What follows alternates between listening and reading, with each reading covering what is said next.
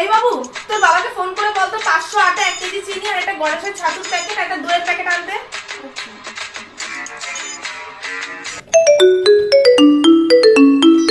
Hello. হ্যাঁ বাবা, শোনো তুমি বাড়ি ফেরার সময় 500 আটা আনবে। 500 আটা? আচ্ছা ঠিক আছে। হ্যালো।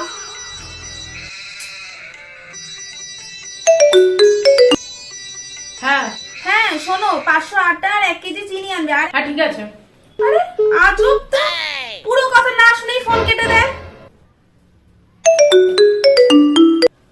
হ্যাঁ শুনেছি তো, 500 আটা আর চিনি আনতে হবে। ধুর তোমার আটা চিনি, তুমি আগে আমার পুরো কথাটা শোনো তারপর ফোন রাখবে। তুমি ফোন কেটে দাও কেন মুখের উপর? আরে শুনছি তো, বল। একটা অফিসের মধ্যে কাজের মধ্যে থাকি, বল তাড়াতাড়ি। শোনো, আর একটা ছাতুর প্যাকেট আনবে গণেশের, আর আচ্ছা ঠিক আছে। একটা ধুর ব্যাং। মা তুমি আমাকে বাবাকে ফোন করতে বলবে না তো?